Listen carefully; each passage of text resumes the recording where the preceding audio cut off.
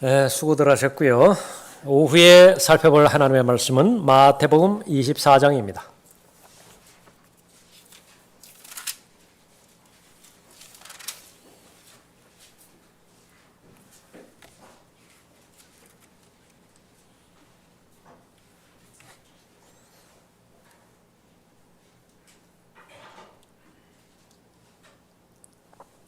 마태복음 24장 32절부터 35절까지 받들어 읽겠습니다.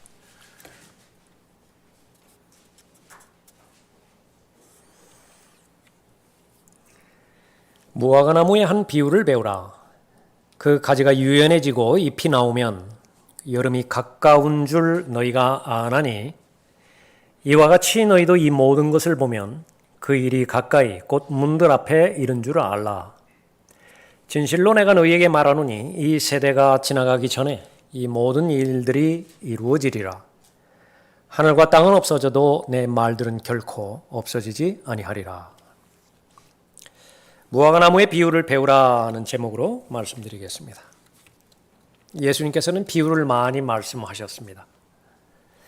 그 특징을 보면 많이 배운 사람이나 배움이 별로 없는 사람이나 이해하는데 전혀 어렵지 않았습니다. 일상 가운데서 일어나는 일들을 비유의 주제로 삼으셨고요. 또 경험하는 모든 사건들, 가장 평이롭고 평범한 사건들을 비유의 소재로 삼으셨기 때문에 그렇죠. 마태복음 13장에 나오는 많은 비유들이 그렇고 본문에 나오는 무화과나무의 비유도 마찬가지입니다. 팔레스타인 땅에 사는 이스라엘 사람들, 유대인들 중에서 무화과나무를 모르는 사람은 아무도 없습니다. 그렇기 때문에 예수님께서 이 무화과나무의 비유를 말씀하시고 그 비유의 의미를 가르쳐 주실 때에 사전 지식 배경이 없어서 이해하지 못하는 사람은 아무도 없죠. 하나님의 말씀의 모든 공통점이 바로 그렇습니다. 그래서 가장 중요한 것은 마음인 것을 다시 한번 확인해 볼 수 있습니다. 하나님을 두려워하고 하나님을 존중히 여기는 마음의 자세가 준비되어 있는가? 무엇이든지 배울 수 있습니다. 무엇이든지 예배해 주신 지혜를 자신의 마음과 마음에 있는 믿음과 결합할 수 있는 것이지요. 우리가 살고 있는 이 모든 삶들, 역사까지도 비유라고 말씀하셨습니다.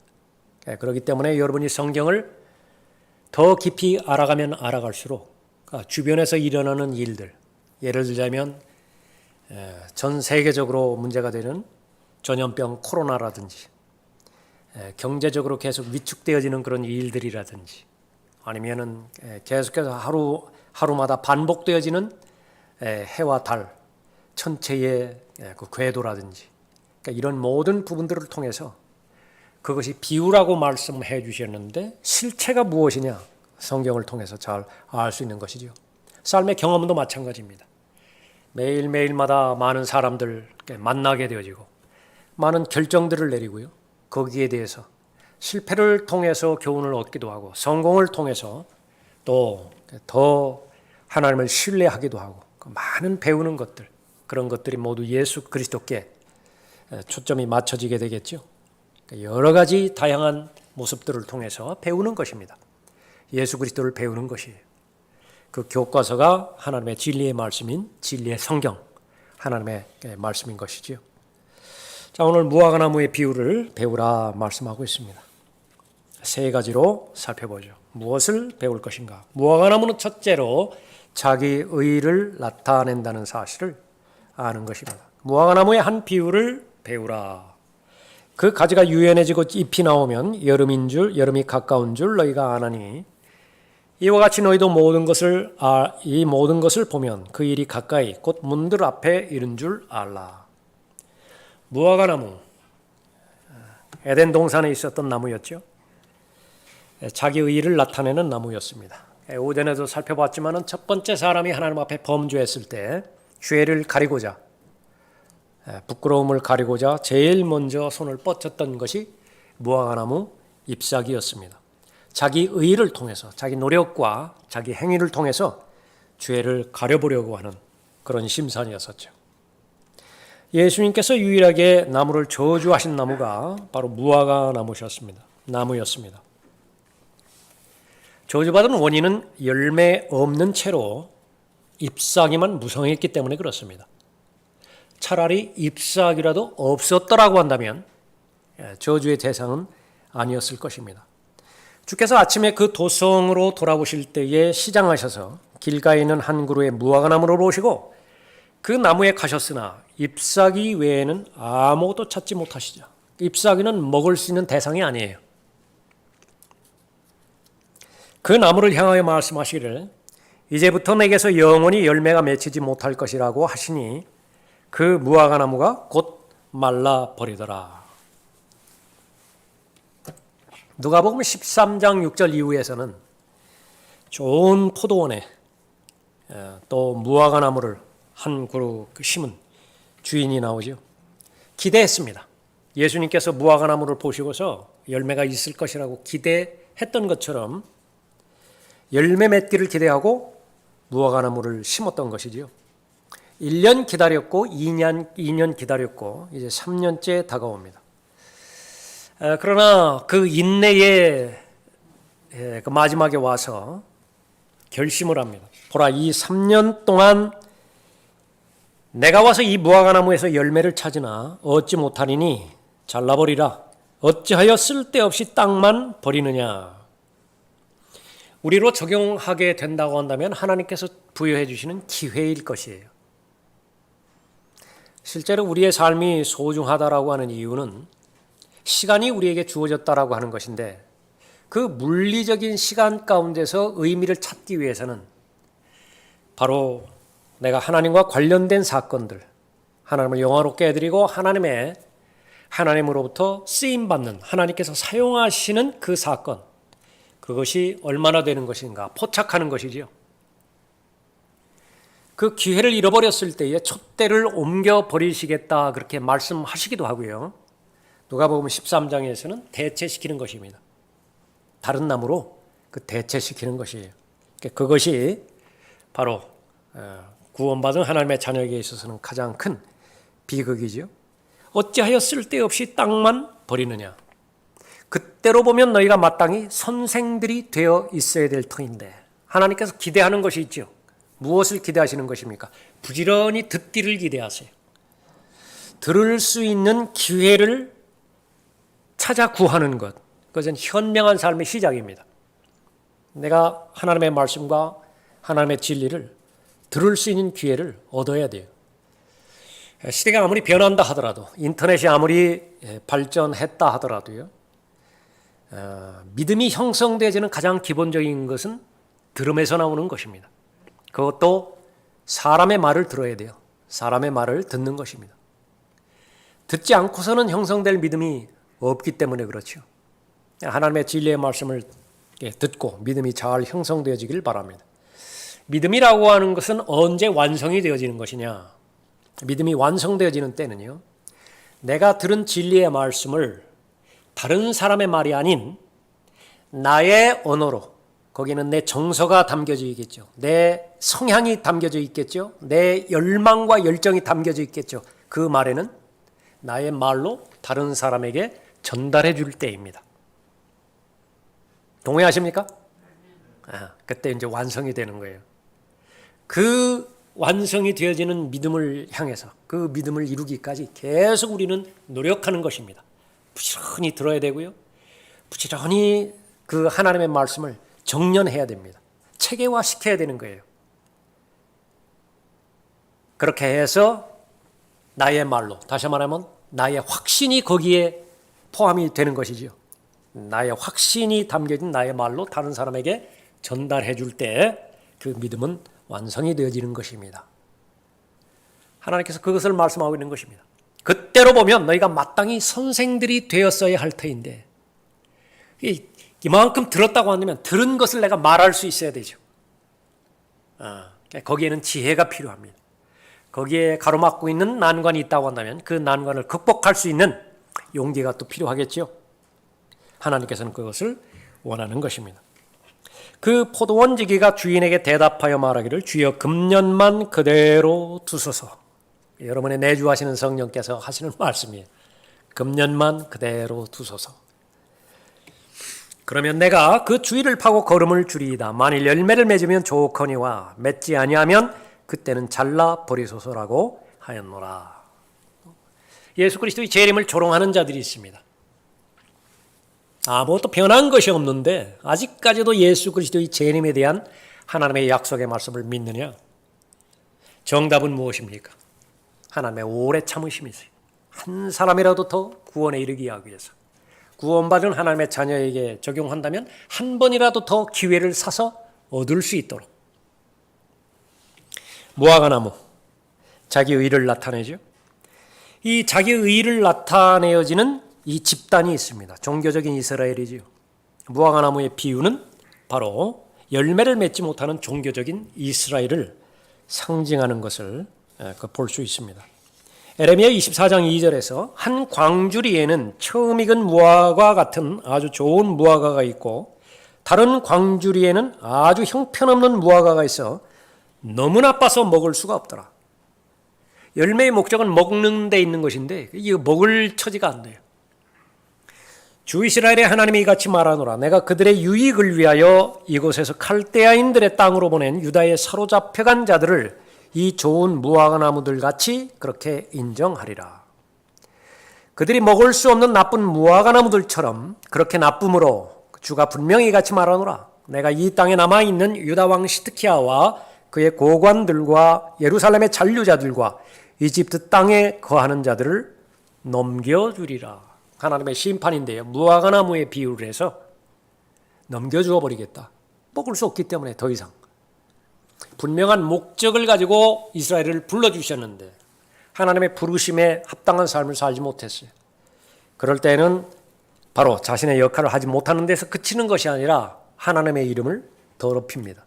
하나님의 영광을 가리게 되어지는 것이죠. 예. 무화과나무 열매 맺지 못하는 종교적인 이스라엘을 말하게 되어지는 것입니다.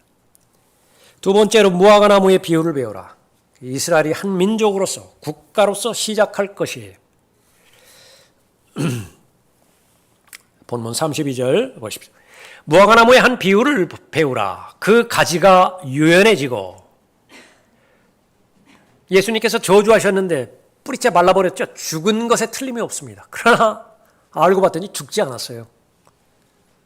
다시 살아납니다. 어디부터 살아나는 것이냐? 가지가 유연해지고 잎이 나오면 여름이 가까운 줄 너희가 아나니 이와 같이 너희도 이 모든 것을 보면 그 일이 가까이 곧 문들 앞에 이른 줄 알라. 무화과나무의 생명이 돌아오는 것을 말하는 것이죠. 가지가 유연해지는 것입니다. 잎이 나오는 것이죠. 그러나 여전히 열매는 없습니다. 열매는 없지만은 생명이 나타나는 그런 증거가 보이는 것이죠. 이스라엘이 계속해서 시작되어지는 때가 두 번이 있었습니다. 하나는 이집트로부터 탈출했을 때에 이스라엘의 실제적인 역사가 시작이 되었죠. 그러다가 이스라엘이 이제 국가를 잃어버리는 때가 있었는데 에스라 느헤미야 때에 다시 본토로 귀환을 하게 되어지죠. 그때 다시 시작이 되어집니다. 그 성경에는 이스라엘이 두 번 모이는 것이 예언이 되어 있습니다. 하나는 에스라 느헤미야 때에 한번 모이는 것이고요. 두 번째로는 재림 직전에 그렇게 모이는 것이에요. 가지가 이미 유연해지고 잎이 나오면 예수님께서 저주하신 이 무화과나무, 이스라엘 국가, 그것은 생명력을 잃어버리게 되는데 그때가 AD 70년이 되었어요. 그때는 이제 국가가 더 이상 아닙니다. 그러나 그것으로 완전히 멸절되는 것이 아니라 끝나게 되는 것이 아니라 두 번째 회복이 되어지는 것이죠. 이사야 11장 11절에서 그날에는 주께서 다시 두 번째로 손을 펴사. 첫 번째로 손을 펴는 때는 언제라고요? 에스라 느헤미야 때입니다. 바벨론의 포로로부터 귀환하는 때지요. 두 번째로 손을 펴서 남아있는 그의 백성의 남은 자들을 회복시켜 아시리아와 이집트와 파드로스와 쿠스와 엘람과 시날과 하맛과 바다의 섬들로부터 돌아오게 하실 것이라.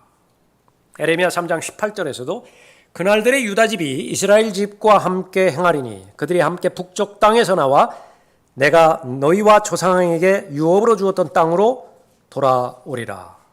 예레미야 16장 14절에서 주가 말하노라. 그러므로 보라, 그날들이 오나니 이스라엘 자손을 이집트 땅에서 인도한 주께서 살아 계시거니와라고 더 이상 말하지 않고 그 대신 북쪽 땅과 그들을 쫓아내었던 모든 땅으로부터 이스라엘의 자손을 인도한 주께서 살아 계시거니와라고 말할 것이라. 하나님의 전지전능하신 강한 손으로 한 번은 이집트 땅으로부터 구출하신 적이 있는데 그 당사자가 바로 살아계신 하나님이시다. 그렇게 말할 때가 있었지요. 사실이니까. 그러나 거기에만 국한된 것이 아니라 이번에는 어디에서 구출하시느냐 그러면 북쪽 땅으로부터 딜리버리 옮겨올 것이라. 그렇게 말할 때가 있을 것이라. 성경의 역사에 의하면, 예언에 의하면 이스라엘은 2번 그렇게 모이는 것입니다. 그러나 2번째 돌아올 때에 불신 가운데서 돌아옵니다. 이방인의 충만함이 있고 난 후에 재림 때에 비로소 이스라엘이 구원받을 것이에요. 로마서 11장 25절에서 이방인들의 충만함이 차기까지는 이스라엘의 일부가 완고하게 된 것이라. 그리하여 온 이스라엘이 구원을 받으리라. 순서로 보자고 한다면 이스라엘의 일부가 완고하게 된 것으로부터 나무가 가지가 유연하게 됩니다. 잎사귀가 나오기 시작해요. 그것이 첫 출발이에요. 후천년주의, 무천년주의자들이 이 1948년도에 국가적으로 독립한 것을 인정하지 않는 것은 이스라엘이 아무리 모여도 회심하지 않은 채 모인 것이라고 제한시켰기 때문에 이스라엘의 독립을 2번째 모이는 출발로 보지 못하는 것입니다. 그러나 성경에 따르면 반드시 이스라엘은 모이기는 모이되 회심하지 않은 채로 그렇게 모이는 것입니다. 이스라엘이 1948년도에 독립한 것을 두 눈으로 똑똑히 보았음에도 불구하고 성경을 부인한다고 한다면 다른 방법이 없어요. 역사 가운데서 기적이 있는데 그것은 바로 이스라엘의 역사입니다. 어떤 왕국 목사가 왕이 왕국 목사 보고 그 성경이 기적적인 책이라고 하는 사실을 나한테 알려달라고 그랬죠. 한마디로 말합니다. 이스라엘의 역사입니다. 수많은 역사학자가 역사의 규칙들, 역사의 흐름의 원리들 그것을 설명했지만 언제든지 예외 하나가 있는데 그것은 이스라엘이에요. 이스라엘만큼은 설명이 안 되는 것이에요. 이스라엘의 언어에 대해서도 불가사의하고요. 그 수천 년이 지났는데 그 언어가 변함이 없습니다. 지난번에도 살펴봤고 학회제도 한번 나왔지만 세켈, 화폐 단위지요. 그거 다시 사용이 되어진다고. 이스라엘의 역사, 불타는 가시덤불. 이스라엘만큼 박해를 많이 받은 민족도 없습니다. 없어져야 되는데, 분산이 되어져야 되는데 그러나 없어지진 않아요. 그러나 불은 계속 불타고 있습니다. 없어지지 않는 것이죠. 그 이스라엘의 역사 가운데 기적 가운데 기적이에요. 어떠한 관점에서도 설명할 수 없는 것이 1938년도 유엔의 승인 하에서 독립한 것이에요. 그것을 누가 보았느냐? 후천년주의자들이 똑똑히 두 눈 뜨고 봤습니다. 교황도 봤어요. 로마 카톨릭도 봤어요. 무천년주의자들 역시 마찬가지로 똑똑하게 보았습니다. 그런데도 안 받아들인다. 다음 방법은 무엇이냐? 없어요. 그 사람들을 설득할 수 있는 방법이 없다. 성경이 문자적으로 기록되어 있고 성경의 성취는 문자적인 예언의 하나의 오차도 없이 그대로 문자적으로 성취된다라고 하는 사실을 믿지 못한다고 한다면 거기에는 믿음이 없는 것입니다. 주께서 그처럼 많은 기적들을 그들 앞에서 행하셨으나 그들이 주를 믿지 아니하였으니. 요한복음 12장 37절에. 그럼 어떻게 하라는 말이에요? 어떻게 해야 믿게 만드는 것입니까? 불가능한 것이. 그래서 믿음의 결정은 표적과 기적이 아닙니다. 마음이에요. 마음으로 받아들일 의향이 없다고 한다면 그것이 이미 결정이 되어져 버렸다면 방법이 없는 것입니다. 예수 그리스도께서 무화과나무 싹을 그렇게 볼 때에 예수님께서 제자들에게 말씀하셨던 것들, 그것들을 계속 연결시키라는 것이죠. 전쟁과 전쟁의 소문, 여러 가지 기근, 지진, 또 모든 민족에게 전파될 왕국복음, 멸망에 가정하는 것이 성전에 세워지는 것, 그런 것들이 이제 보여지기 시작하는 거예요. 마태복음 24장에서 나오는 그렇게 구체적으로 상상한 것들이 하나하나 이루어지기 시작하면 무화과나무의 비유를 배우라, 그러한 일들이 이루어지면 이스라엘 국가로서 시작하게 된다는 것입니다. 무화과나무의 비유를 배우라. 마지막 세 번째로 이스라엘의 독립을 본 세대는 재림을 볼 것이라는 사실입니다. 34절 다시 보십시오. 진실로 내가 너희에게 말하노니 이 세대가 지나가기 전에 이 모든 일들이 이루어지리라. 하늘과 땅은 없어져도 내 말들은 결코 없어지지 아니하리라. 무화과나무 가지는 지금 유연해졌고요. 더 부드러워집니다.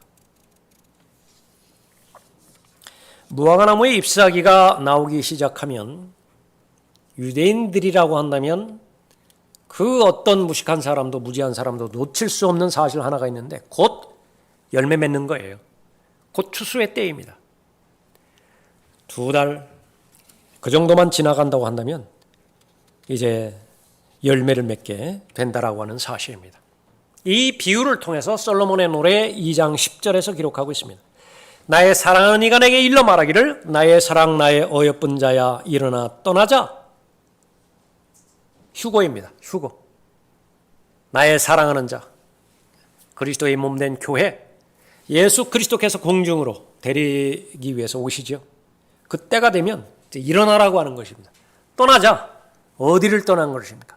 이 악한 현 세상을 떠나는 거예요. 보라, 겨울도 지나고 비도 그쳐 사라졌으며 땅에는 꽃들이 피고 새들이 노래하는 때가 왔도다. 산비둘기의 소리가 우리의 땅에서 들리는도다. 무화과나무는 그때 등장하는 것이 무화과나무예요. 무화과나무는 푸른 무화과들을 내고 포도농쿨은 부드러운 포도로 좋은 향기를 내는도다. 나의 사랑 나의 어여쁜 자야 일어나 떠나자 하였도다. 휴거가 되자면 이제 교회는 이 땅으로부터 불림을 받을 것이에요. 그럼 하나님의 경륜의 변화가 일어나죠. 어떤 경륜의 변화입니다. 이스라엘은 다시 한번 국가가 될 것이에요.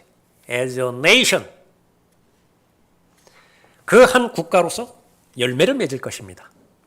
회심하게 되어지는 것이죠. 무화과나무가 나타나고 열매를 맺는 시기가 가까이 오면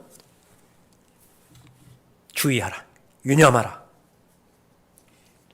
이와 같이 너희도 이 모든 것을 보면 그 일이 가까이 곧 문들 앞에 이를 줄 알라. 지금 계속해서 마태복음 24장에서 앞으로 일어날 사건들, 그것을 언급하는 것이죠. 재림과 관련된 부분입니다. 방금 전에 내가 너희에게 말했던 모든 여러 가지 사건들, 다양한 사건들, 그런 것들이 일어나게 되는 것을 볼 때 이 시대의 끝이 왔음을 알라. 그러면 내가 곧 지상에 다시 오실 것이다. 재림할 것이다. 이 사실을 확신해야 될 것이다. 그것이 문들 앞에 바로 왔다. 가까이 왔다. 예수님께서 왕국복음 전파하실 때도 같은 맹연하고 말씀하셨죠. 가까이 왔다. 가까이 왔다. 회개하라. 천국이 가까이 왔다. At hand. 팔 하나만 뻗치면 닿을 거리에 왔다. 준비하라고 그렇게 말씀하셨죠. 진실로 내가 너희에게 말하노니 이 세대가 지나가기 전에 이 모든 일이 이루어지리라. 이 세대가 지나가기 전에 1948년에 이스라엘의 독립을 목격한 세대가 죽기 전에 그 세대는 예수 그리스도께서 다시 돌아오는 재림을 목격할 것이다. 그때까지 살아있을 것이다. 진실로 내가 너희에게 말하노니 이 세대가 지나가기 전에 이 모든 일들이 이루어지리라.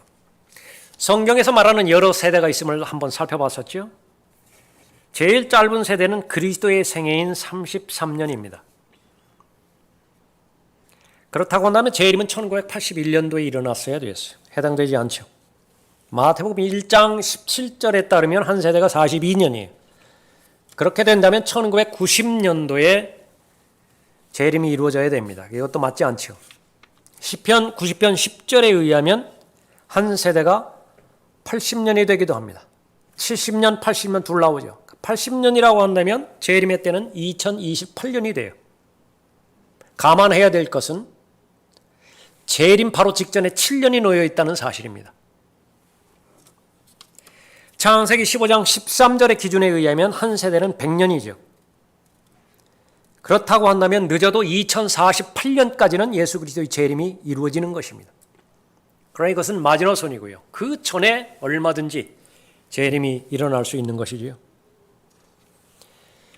예수 그리스도를 개인의 구주로 믿고 마음에 영접한 모든 그리스도인의 한결같은 믿음은 자기가 사는 그 당대에 예수 그리스도께서 오실 것을 현재적으로 믿었던 사람들이에요. 사도 바울이 예수 그리스도의 재림에 관한 계시를 이미 받았지요. 그것이 의미 있기 위해서는 데살로니가전서 4장에서 휴거에 대해서 언급하면서도 그 휴거되어지는 무리에 자신을 포함시켰다는 사실입니다. 우리라고요. 우리가 함께 들림받아 올라갈 것입니다. 그러면 결과론적으로 봤을 때에 초대교회에 있을 때 그 사람들 예수 그리스도의 재림을 기다렸던 사람이거든요. 오시지 않았어요. 교회사적으로 보면 에베소 교회 시대가 있었고 스마나 교회 시대의 사람들이 있었죠. 버가모 교회 시대의 사람들이 있었죠. 필라델피아 교회 시대의 사람들이 있었죠. 모두가 다 예수 그리스도의 재림을 기다렸던 사람입니다. 암흑 시대조차도 500년에서 1500년 따위. 그러나 오시지 않았어요. 영원히 오시지 않는 것입니까? 결국은 오신다고요. 그럼 오시면 어떻게 되죠? 오시게 되면 그 당대에 여러분이 가장 가능성이 많은 세대인데요. 죽음을 보지 않고 들림받아 휴거될 세대가 반드시 있겠죠. 공중으로 오실 때. 그때에 믿었던 현실적인 믿음, 그 현실적인 믿음과 똑같이 받아주시는 거예요. 그것이 진리입니다. 그 진리에는 과거, 현재, 미래가 없어요. 언제 어디서든지 산 믿음입니다. 하나님의 이름은요, 죽은 자들의 하나님이 아니라 산 자들의 하나님이라고 말씀하셨어요. 근데 아브라함의 하나님이거든요. 이삭의 하나님, 야곱의 하나님이라. 아브라함 죽었다고요. 언약이 성취되어지는 것을 보지도 못하고 죽었어요. 이삭과 야곱 역시 마찬가지입니다. 주로 하나님의 언약의 대상은 부동산이었는데 관심 거의 대부분이 부동산이에요. 겨우 몇 자리 하나 얻었다고요. 자기 육신을 누릴 수 있는 몇 자리 하나 얻고 그냥 생애가 마감돼 버렸어요. 그걸로 끝난다고 한다면 죽은 자들의 하나님이에요. 그러나 죽은 자들의 하나님이 아니라 산 자들의 하나님이라고 하는 것은 바로 부활 이후에 오는 하나님의 약속의 완전한 문자적인 성취를 말하는 것입니다. 이루어지는 거예요. 다만 연기될 뿐이죠. 언제 예수 그리스도께서 다시 오실 것이냐? 몇 년도냐? 그것은 별 의미가 없습니다. 우리의 믿음이라고 하는 것은 언제 어디서든지 예상치 못하는 시간에 올 수가 있는 것이지요. 그러나 우리가 지식적으로 아는 것은 마태복음 24장, 25장이 중요한 이유는 이러한 시대적인 표적들, 재림에 대한 표적들이 현실 가운데서 계속해서 일어나는 것이 증가될 때 재림의 때가 가까워져 온 것은 분명한 사실이고 그것과 병행해서 휴거의 표적이라고 하는 것은 없어요. 재림의 표적이라고 하는 말은 있지만 휴거의 표적이라고 하는 말은 없다. 그러나 그만큼 휴거가 가까이 다가와졌다라고 하는 사실도 우리는 잘 아는 것입니다. 하늘과 땅은 없어져도 내 말들은 결코 없어지지 아니하리라. 하늘과 땅은 이제 변화가 됩니다. 변화. 현재 있는 하늘과 땅 이제 다 불살라 버리죠. 존재 자체가 없어지는 거 아니에요. 다른 새 하늘과 새 땅으로 이제 변모가 되는 것이에요. 예. 그러나 하나님의 말씀은 절대로 변질되지 않습니다. 형태가 바뀌어지지 않아요. 하나님의 입에서 나온 바로 그때 처음 영감으로 주어졌던 말씀이나 지금 여러분이 가지고 있는 이 하나님의 말씀이나 앞으로 영원히 계속될 하나님의 말씀이나 없어지지 않아요. 사라지지 않아요. 변질되지 않는 것입니다. 이 사실을 믿을 때에 하나님께서 가장 기뻐하는 하나님의 자녀가 되어지는 것입니다. 무화과 나무의 비유를 배우라. 마태복음 24장에 기록된 본문의 말씀이고요. 이제 여러분은 어떻게 역사 인식을 가질 것인가?